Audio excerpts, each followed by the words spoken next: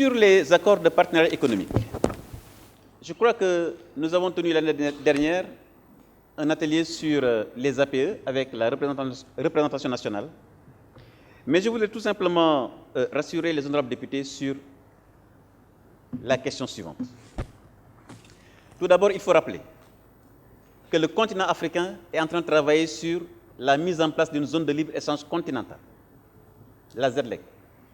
La semaine prochaine se tiendra à Niamey la dernière réunion des ministres du Commerce pour valider le texte qui sera soumis au chef d'État. Autrement dit, toute l'Afrique, nous travaillons pour que toute l'Afrique soit une zone de libre-échange continentale. Donc cela veut dire que demain, des entreprises sud-africaines, kenyanes, camerounaises pourraient tout à fait venir au Sénégal et compétir comme tout le monde. Ça, c'est la volonté des peuples et de nos chefs d'État. Donc je crois qu'il arrive un moment où il faut bien regarder la réalité en face. Je reviendrai sur les APE tout à l'heure, puisque la question de la CEDEAO a été posée avec l'arrivée du Maroc, puisque le Maroc est un pays africain. Donc demain, la zone de libre-échange continentale permettra à tout pays africain, puisqu'il y aura un démantèlement de certain nombre de choses. Je prends l'exemple des télécommunications. Si vous allez aujourd'hui en Afrique australe, il n'y a plus de roaming. Autrement dit, le téléphone local d'un pays à un autre, c'est facturé localement. Si nos sociétés de télécommunications en Afrique de l'Ouest ne mettent pas en place ce dispositif de supprimer le roaming, cela veut dire que demain, une compagnie sud-africaine ou kenyane qui viendrait ici dans les télécommunications, qui supprime le roaming, va prendre simplement ses départs de marché. Voilà le débat. Et il y a une commission nationale aujourd'hui qui intègre le secteur privé. Et je lance un appel au secteur privé, dans laquelle commission ces questions sont débattues, secteur par secteur, sur les marchandises, sur les services.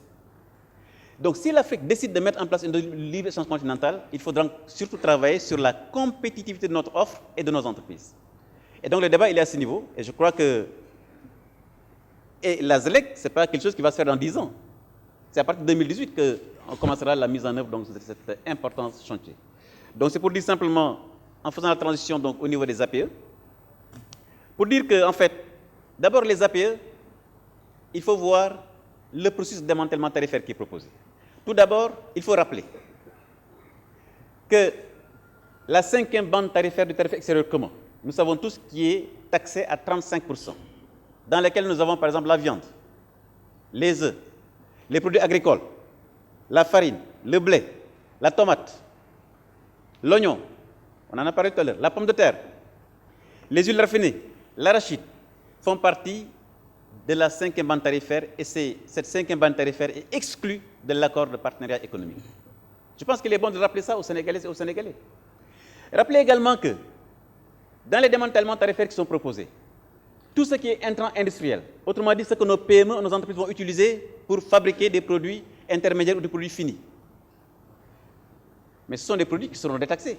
Et donc je crois qu'aujourd'hui, si on parle d'usines ou de machines, outils qui sont importés par des PME, généralement, ce n'est pas des produits qui sont fabriqués dans nos pays. Et donc, il faut regarder, c'est vrai, il y a un risque, parce que chaque fois qu'il y a un démantèlement tarifaire, il ne faut pas se faire d'illusions.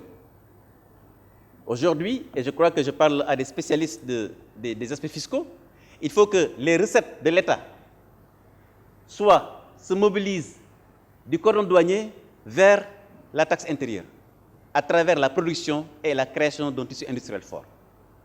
Je crois que le combat, il est à ce niveau. Évidemment, et je parle sur le contrôle également du budget, quand le Sénégal adhérait au tarif extérieur commun de l'UEMOA, à 20%, on avait, à l'époque, des produits qui étaient taxés au-delà de 20%, à 60% même parfois.